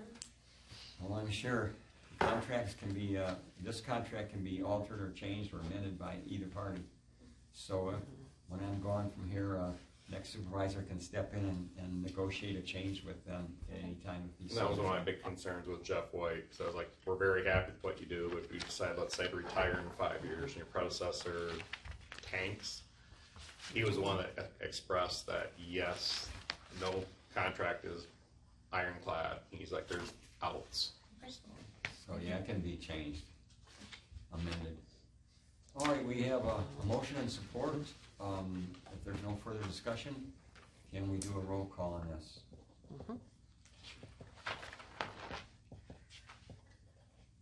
Mark Baranowski? Yes. Dwayne Haga? Yes. Don Beam, yes. Al Titus? Yes. Mike Rushing? Yes. Motion carried. I want to say in addition to that, just a follow-up, that they would like, Richmond Lennox would like a township flag.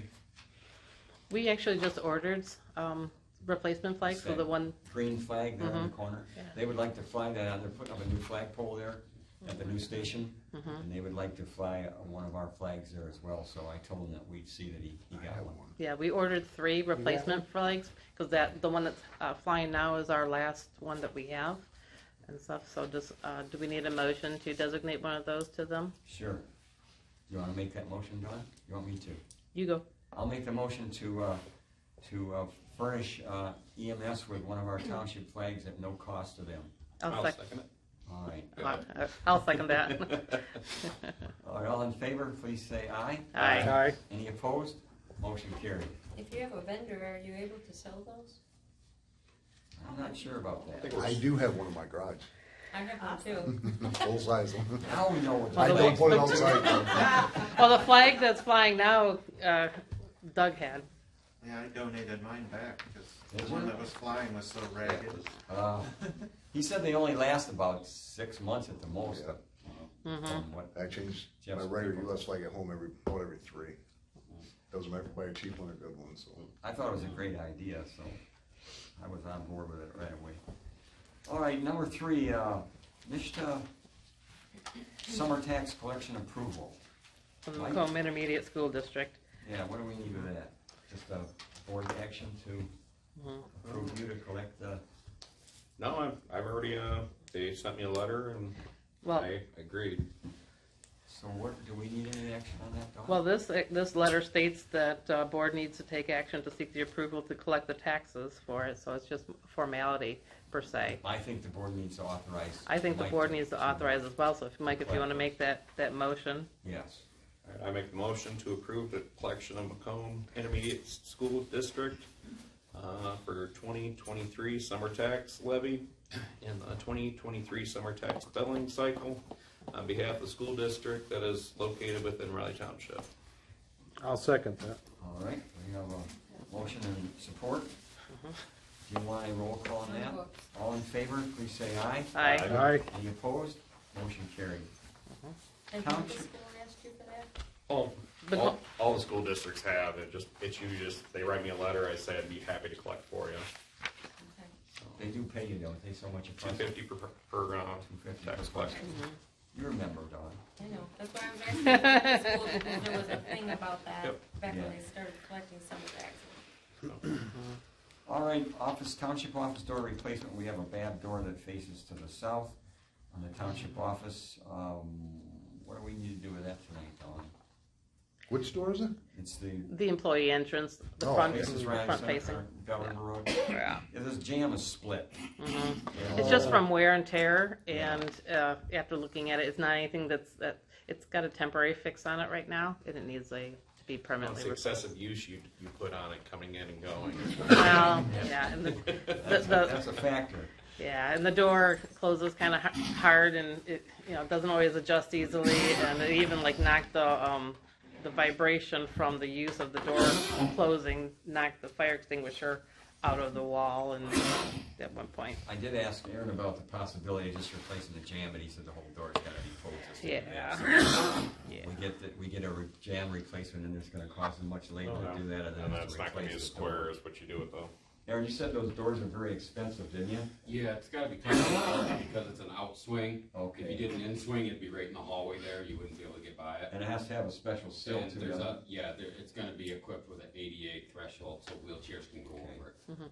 Yeah, is that door on here? Does it have window in it? Yeah, it's a half light, so the top half will be glass. Same as Okay, what's like same the as existing. same as what it's there. Yeah. It's there? Okay. What would the cost be if to have no window in there? Oh, like, It'll probably be a little cheaper. I can have them requote it. I wouldn't imagine it'd be much. It's a custom build, so. Well, my thought is security wise, when you Yeah. have windows, you have a higher risk of someone's breaking through the window and reaching in and unlocking and securing, even though we have an alarm system, basically. If you did no window, it'd probably be a couple $100 cheaper. If that. I really don't care. I mean, if you want to get into a building, there's nothing that's going to Yeah, stop there's a big you. window right next to it. Yeah. My I know. size 10 boot hitting that door, whether it's got window or not, the door's opening. I know. Yeah. Does anybody have a preference? Me personally, I prefer, no window, but I don't know what everybody else thinks. I don't think that looked very good over there. That's kind of like the fact they like Or a half moon, maybe a half moon. Yeah. Just do a little window up top. Yeah. I don't know. You want me to make a motion? Yeah. I'll make a motion to accept and approve a quote received from At Home Pro in the amount of $1,290 for cost of materials and installation to replace the employee entrance door at the township office. I'll second. All right. We have a motion and support. We want roll call on this, Tom? We're spending money, so probably. Yes, I would say so.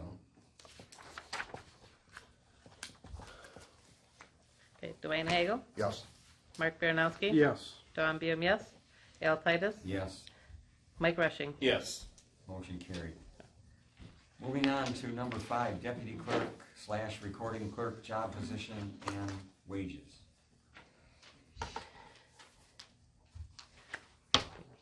You'll have to update us on that. We've discussed it, but the board needs to know Oh, yeah. what we're thinking. Yep. Pretty much, the role of the clerk's office and deputy clerk, it's a big role. And the township has had, has been lucky in having some deputies for different offices with prior experience. Dawn was the treasurer, so Dawn is able to be deputy treasurer. Knows the job. Knows the job, is able to step in on emergency needs. The role of the clerk's office is not so easily filled as for deputy. Deputy position has to be, should be, highly recommend be a separate job position. Right now, Pat has been working as deputy clerk and administrative assistant and recording clerk. The role of the clerk's office is too large to be able to tack that responsibility on the other roles that Pat has. And it's unfair to the office of the clerk's office because the role of the deputy clerk is if something happened to me, I became unavailable, if I had a stroke, got in a car accident or anything like that, that the deputy clerk is still able to continue the business, the day-to-day business of the clerk's office, which includes paying the bills, making sure payroll is done, preparing for the board meetings. The role is quite large. There's running the elections. If it's an election year, we just had 3 elections that I just experienced. The clerk's office maintains the general ledger, bookkeeping. That's the primary function of the clerk's office, is bookkeeping responsibilities. Bank reconciliations, account reconciliations is a very large part of it. Accounts payable, paying the monthly bills, do all that day-to-day preparations and getting those monthly bill ready for the board to approve for payment and processing. Payroll, we do have a monthly payroll processing, which makes it nice in a sense that it's a once a thing, but the processing of the payroll in whole, when we have new staff that are coming in, new appointees that are coming in, you have the human resource aspect of payroll that has to be assumed in the clerk's office to get them signed up and enrolled with all the paperwork that is required and needs to be reported and such as that. And elections and maintaining all the township records, and then all the other non-statutory requirements and duties that I have fulfilled in the meantime. I basically put in 40 to 50 hours a week easily. Many times people drive by and they see my car here in the evening and such. I'm here every day during the day to help support the township office and the girls in the office and stuff during normal working hours. Huh? And such. The role of the deputy clerk, trying to find someone who already knows the role, is next to impossible at this point. So I am asking the board to allow for me to seek, to approve and allow for me to seek an actual deputy clerk position. Paid position, yep. Standalone position with the clerk's office to work side by side in the clerk's office, not handling day-to-day tasks in the front office, because handling the day-to-day tasks in the front office is very vital and important to have someone like Pat working up there, greeting and working with the public, answering the phone. She does a fantastic job up there. But the role of the deputy clerk on it, to be able to maintain those 2 positions is too much and stuff. And Pat is so valuable to us that she really has made the front office turn around to be what it needs to be and what it is today. So I put together a specific job description. I've kind of pulled it apart. I would like Pat to remain as recording clerk, which is part of the clerk's office responsibility, but the board, as we have been doing, she can remain as recording clerk and take care of the minutes for the township board, the planning commission, the board of review that she has been doing. She enjoys doing that, and that's something that would be very easily for her to remain on in that separate role. So the job description that I pulled for the deputy clerk, pulled that section out of it, and it made it its own job description for recording clerk.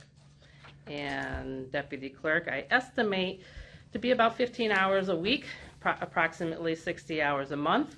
The best way to handle it kind of whacks and wanes depending on the time of the month and the time of the year, how busy it's going to be. It needs to be flexible. So I am asking for this to be at a salary wage as of right now, the starting wage of $1,000 salary, paid position, to be working an estimated 10 to 15 hours a week. So I am making that motion to seek and approve to new hire deputy clerk employee at a starting salary at $1,000 per month, working an estimated 10 to 15 hours a week, approximately 60 hours a month within the clerk's office. So if there's support for that motion, we can discuss it further. And you've put the motion out there. Is there support on Dawn's motion? I get support, just like I said, we can talk about this some more. Okay. We have support, so we can open discussion on it. So Dawn, what I hear you saying tonight is that as much as Pat does and as well as she understands things in our office, she's still not qualified to step in as a deputy clerk if something happened to you. Correct, because of the bookkeeping aspect. Elections, Pat knows her way around elections and everything. She is so important in our elections knowledge. She's got 30 years experience as chairperson precinct. That's why she's so very important and will remain in that facet of that. But the elections are only held periodically, every couple of years. We just finished, and now we're not going to have our next one for another year and a half. The monthly day-to-day tasks of the clerk's office, primarily as outlined in the job description, is bookkeeping. And that is its own animal in itself. It is an area that is complex, detailed orientated. You can't really focus on general ledger work necessarily if you're handling day-to-day tasks, working with the public, interruptions, constant interruptions, because when you're working with numbers and general ledger and reconciliations and stuff like that, you can't be working with the public, on a day-to-day task itself. That's why it needs to be a separate position. And it's important to the township to understand too that that the clerk's office, if something were to happen and those functions can't take, the township won't be able to conduct business. Yeah, we've been there and done that, and I don't want to do it again. Yeah. We were left without a clerk suddenly, and without somebody who knew her job, and that is a place that I don't ever want to be again. Yep. So, and I know you wouldn't suggest this. You and I work closely with the budget. I know you wouldn't suggest this and talk to me about it unless you thought we could handle this budget-wise. So those would be my only comments. Maybe the rest of the board. Yeah, I do. Just a question. Do any other townships our size utilize a deputy clerk in this capacity? Would you? Yes. They work side by side with their deputies. They have scheduled hours. Okay. More like Wales Township, like Richmond Wales, Township. okay. You mean a paid deputy? Right. They have set hours and set duties that are described in there. Like, well, we're very fortunate. Right. I've got Dawn. She knows the job better than Right. pretty much anybody in St. Clair. Yeah. So, like I said, I phone her anytime I have an issue. No, I don't disagree. I could not do that position at all. And Dawn's position, like I said, I mean, she's tried to show me some stuff, and I'm just like, okay, slow down. You're talking to a little kid here. I understand needing, at least 10 to 15 hours to get somebody up and trained, but this would be someone that works full-time throughout the year or part-time throughout the year. Okay. Yep. I think the challenge is going to be for you to find that person. Yes, because typically, that's the thing. Typically, a bookkeeper hourly wage for a true blue bookkeeper runs $18 to $20 an hour. I make, on my current elected salary that I have, basically $9 an hour. When you, yeah. That much, she says. She got a raise. So, in that capacity, basically, yeah, it's going to be a struggle because of our funding. Now, working in the budget cycle right now, anticipating, hoping to, be able to increase the deputy wage, once we dive into the numbers, find out where our revenue numbers are. We're just at the beginning stages of that. But as a starting wage, trying to figure out what's going to be fair at that wage, basically, it comes out to about 10 to 15 hours a week, because any more hours than that basically lessens their kind of hourly wage in comparison to the corporate private sector, basically, and there will be no competitiveness coming in. This rate is about $16.70 an hour. Yeah. But the nice thing is they do have flexibility with their hours. Correct. That's so they where can have this another full-time job and supplement with this. Yeah, there are some aspects that will have to be done at certain times, certain time constraints, but there is flexibility with this. with someone else's schedule. That's the nice thing about it, but there are some things that are preferred to be done first thing in the morning and need to be available first thing in the morning. But it can be flexible with that. So would you put this out to the public, or would you? That's what I'm asking. Okay. I want to seek and publish it, post it. I've spoken to, a couple of people. I've approached a couple of people, but they have other things that are going on, who are experienced bookkeepers, basically, and but they have all other opportunities that they're already involved with and are not able to come over.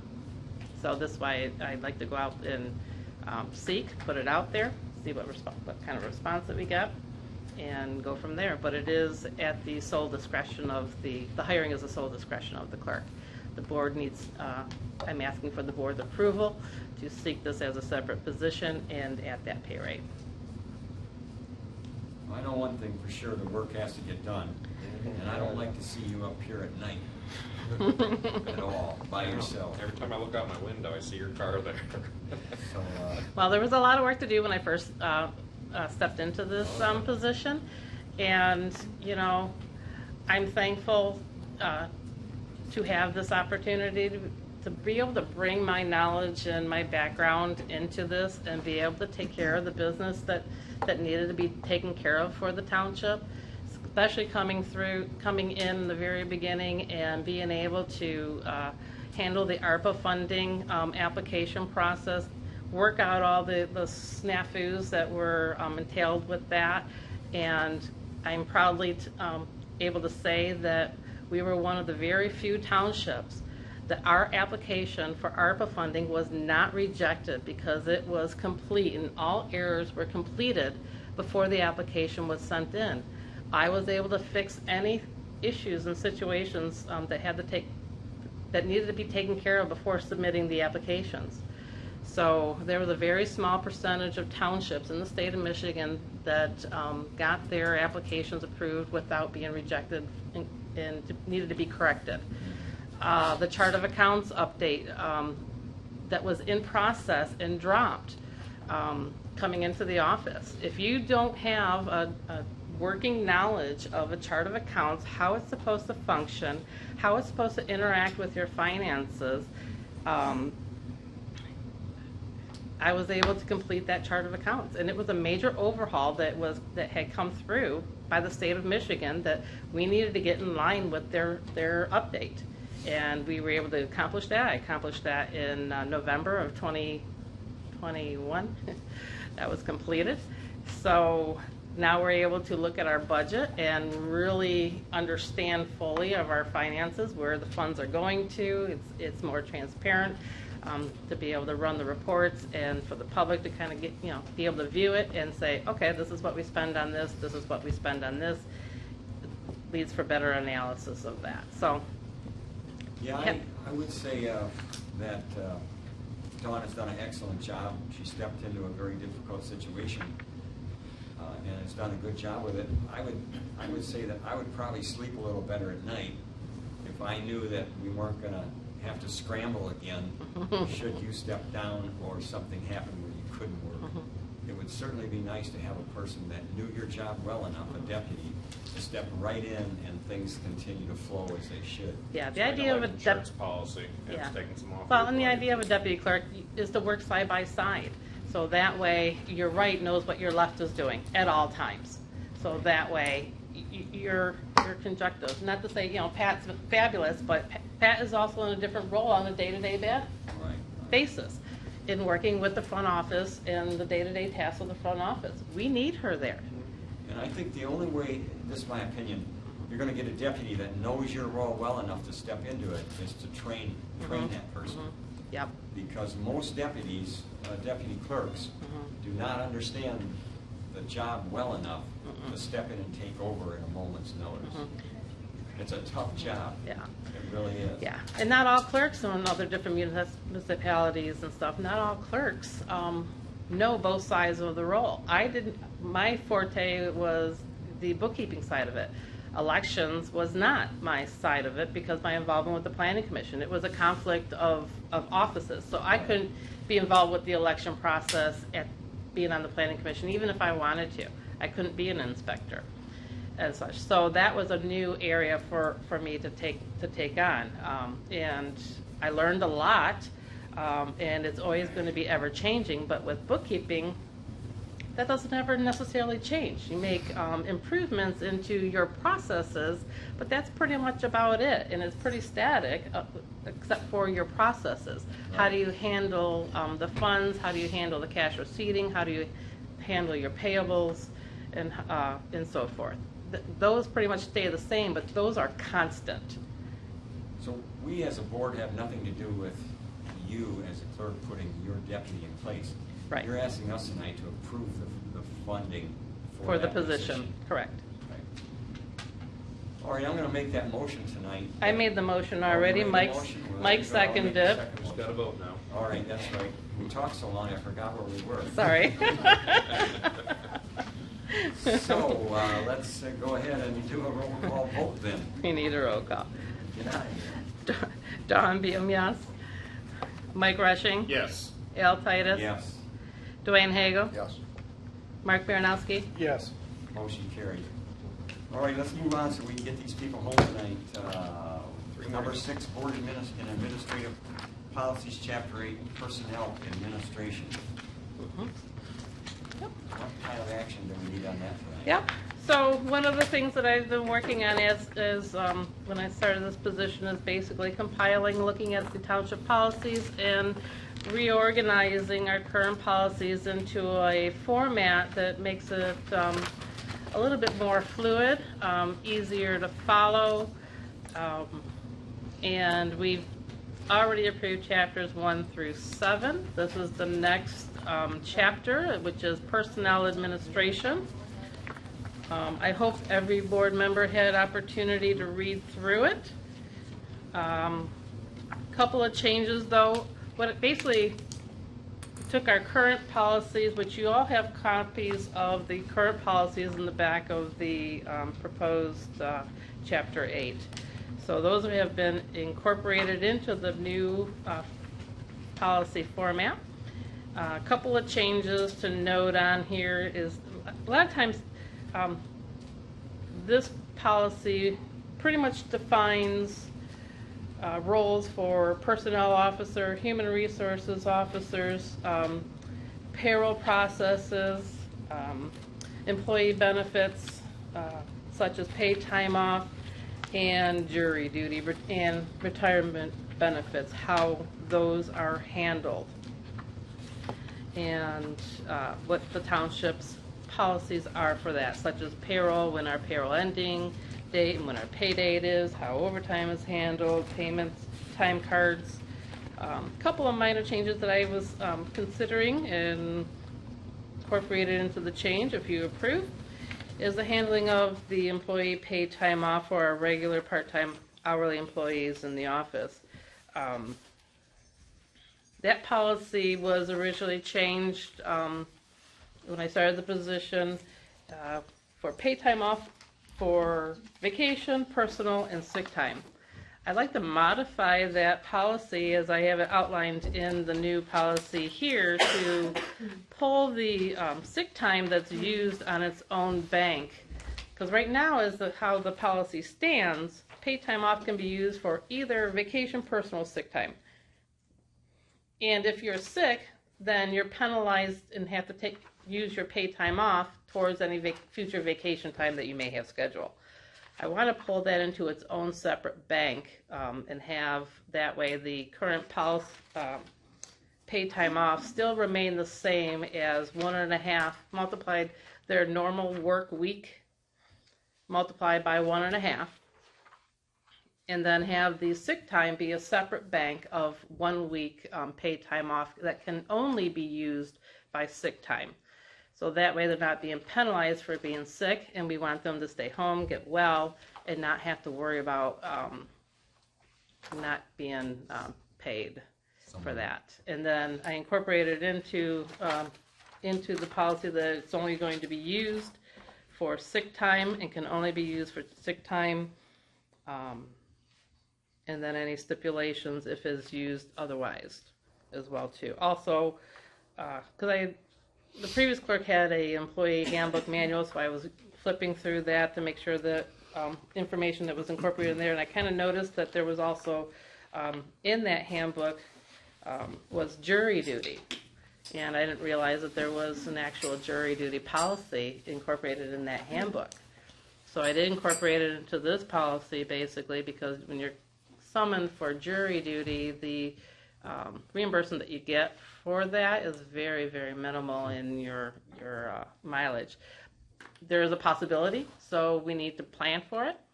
And if we, through this policy, the township would pay. This is eligibility is only for 20 hours a work week, such as the township office girls.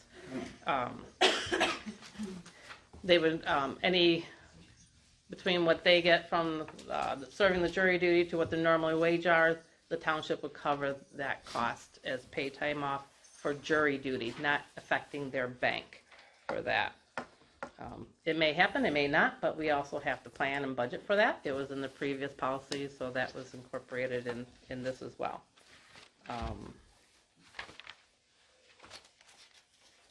I went over this so many times that if I would have done it once more, I would have had it memorized, I think. And you've made very minor changes, but some that I think needed to be made, like the one you just explained, the jury duty reimbursement. Yep. Yeah, because I didn't realize at the time that when we did our budgeting planning for last year that jury duty was a possibility, being paid by the township, but that was not planned, so now we'll make sure that we include that in this plan. It's not to say that we wouldn't pay for it, but it's just a matter of that we have to include it as a line item so that way we can plan better for it. Okay. I will make a motion to make the amendments on policies chapter 8, personnel administration. I'll second it. Discussion? Questions? Nope. All right. Do you want a roll call on this? Yep. I figured you did. Alrighty. Al Titus? Yes. Oops. Dang it. Mike Rushing? Yes. Don Beam, yes. Dwayne Hagel? Yes. Mark Baranowski? Yes. And with that, passing of that, we need to rescind the current policies that this is replacing. You want to make that motion? Yep. So I make the motion to rescind the following policies. Number 10, training reimbursement and Appendix 1. Number 24, employee reviews and Appendix number 1. Number 26, Social Security number privacy policy. Number 27, reimbursement of training. Number 44, personnel and procedures manual. And the paid time off for regular scheduled part-time non-exempt employees adopted on 9/7. Those are to be rescinded. I'll second it. Okay, we have support.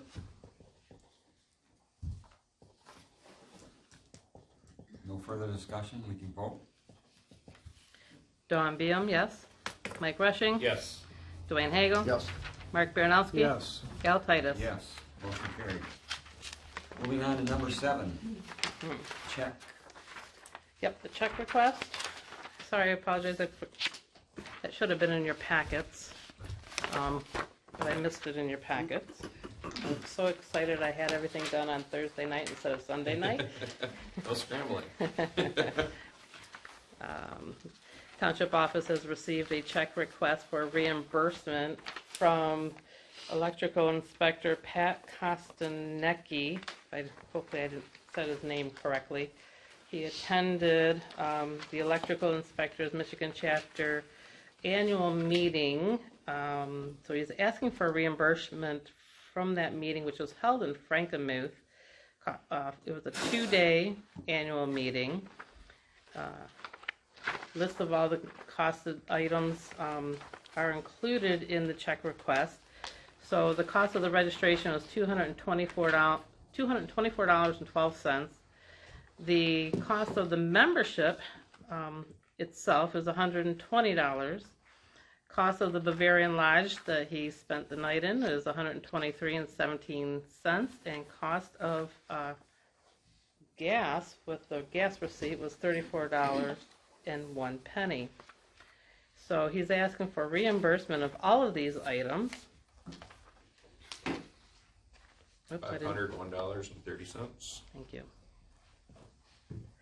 Now, typically, according to our policy, we for trading, we do reimburse a mileage rate at the IRS rate, not an actual gas ticket receipt.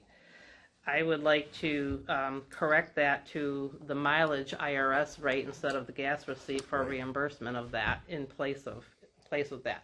I don't know what the actual mileage from here to Frankenmuth. It would have to be calculated and submitted.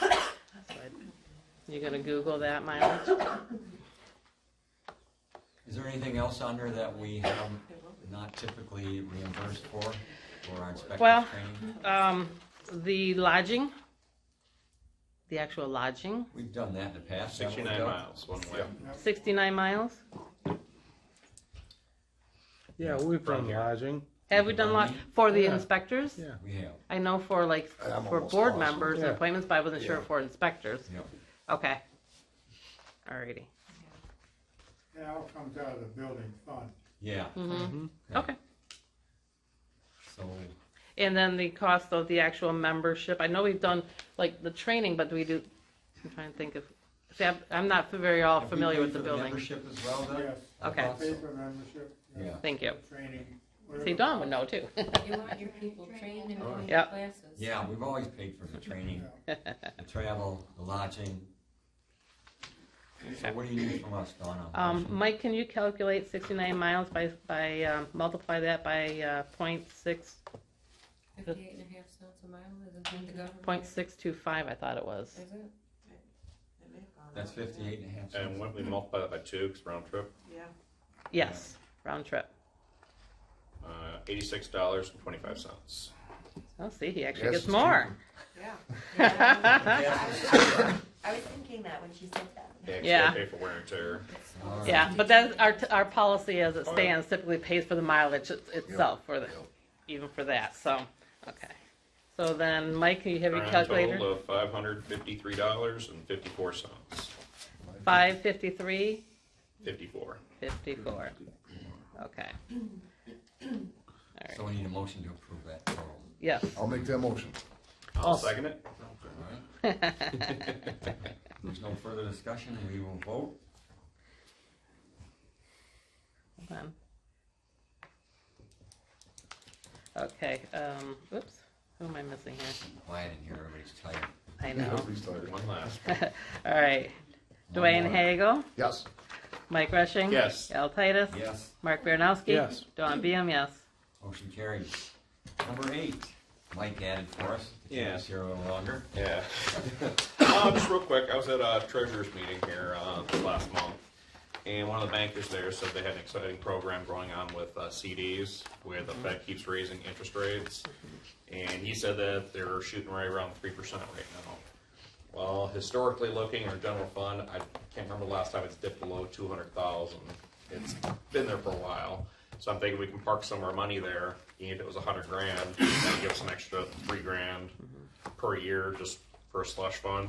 We could sponsor the car show in the spring with it or whatever. I didn't talk directly with him. I just got a ballpark. I did talk with our 2 local banks that we deal with. They said they do not offer government CDs. Because we are a government entity, they could not do a private CD. So I'm just going to talk to the board, see if it's worth my time as far as reaching out to this banker that I met at the treasurer's meeting, get some more information, and possibly pursue. Who is that? What's that? Who is that you were reaching out to? I want to say he's from Eastern Michigan Bank. I've got his business card at my house. Have you thought about Michigan class? Oh, I could talk to you about that. okay. Sounds great. But you're saying, what was the interest rate? He said at the time, he says about 3%. The Fed meets again tomorrow. For how, So- what's the duration of the CD? It sounded like they were starting right around a year, but I'd like to keep it somewhat short term, so it's still somewhat liquid if we need it. But like I said, 100,000, I don't see us getting that account ever that low, especially the way we've been running at a surplus. So what are you're thinking of Well, investing into a CD? What dollar amount figure are you thinking? Well, I know if like the ARPA funds in there were past 400,000, granted we have to spend that in the next 2 years, or commit it. I'd like to shoot for maybe right around 200,000. But, like I said, I'm just open discussion. You guys can give this some thought. I'll get more I think information, come to our next. 200 sounds a little steep for me. I would say, I would be comfortable with at least 100,000. Yeah. I would be comfortable with that. Especially after we had to pay that road commission bill for $135,000. If we needed that money, is there a penalty if we needed it before it matures? There always is, but yeah. Any idea what the penalty is? If It's something usually came up unexpected? a little 3 bit more. months Than, interest. how much? 3 months interest. 3 months interest, okay. Okay. Okay. So, That's pretty common practice, Don, you work for municipality. Yep. Yeah. I mean, it's like look at, Huntington Bank in Emily City does CDs for government, and Okay. also Michigan Class would be an investment company that you can Okay. use. That's just your board would have to approve that as a vendor. I just figured right now we I have 2 get banks great we deal rates. with. I didn't want to expand that any more than we had to. And I also like keeping the money local, but like I said, I reached out to both of our banks. Both of them said we do not do that. Okay. So, but I'm just looking at, like I said, the treasurer's summary report. We have over $600,000 between all of our accounts. So you're looking for about a 12-month commitment on a CD for $100,000 at least minimum. Like I said, I just want you guys to wrap your heads around it. Think about it for the next month. I'll come to the next meeting with more information. Okay. And then hopefully we can pull the trigger. Can I motion to table then, till next month? Yes. I'll make that motion. I'll second. All in favor? Aye. Aye. Any opposed? Motion carried. I have one question. Did we talk about a planning commission application? We did not, but it was in there that we received it, basically. I did. Yeah, I have a copy of it. I spoke with Michelle. She has not submitted a, She hasn't submitted a she hasn't submitted Oh, a she hasn't? resignation. Okay. No, she's, her intentions are to, she said she spoke with the planning commission at the last meeting of her intentions and stuff. She's intending to step down, having January be her last meeting, but she hasn't officially submitted a written resignation in yet, but we did receive this application online. I printed it for the board, so we do have it. So apparently this person must have been at the meeting because it was like not long right after their, oh, right here, thank you. I don't know names and faces, So I'm this is sorry. actually tabled upon Michelle. Right, because right now there's no vacancies on the board, so the board can't take any actions on it because at this time, no vacancy exists. We only know intention. We know she's on the way out, do we not? Yeah, Definitely is. her workload is grown astronomical. She's working 60 hours a week at her current job, and it's just too much. Okay. So, So as soon as she steps down, we can, yep. Yeah, she did express to me that she will be submitting her letter of resignation to the board, and that January is intended to be her last meeting, but I don't know if I'll get her letter before our January meeting. I'll make sure that she does, so that way we can take action on it, but she'll still attend the January meeting. okay. All right, great. Any other comments from the board members not already addressed? I think Dwayne, that was Dwayne's. Have a good Christmas. Yep. Merry Christmas, everyone. Happy New Year. Yes. Thank you, everybody, for coming. It's great to see such a nice, big crowd. And like I said, everybody got the memo. Nobody had any issues. We have members that are here that was not able to be here tonight because of conflicting schedules with other meetings and such. So it's nice to see and have everybody and here be present, and some familiar faces coming back and joining us as well too. Thank you. Yes, yes. Okay, motion to adjourn. I'll make that motion at 9:03. I'll second that. All right, you guys are good on that. We are. All in favor? Aye. Aye. Aye.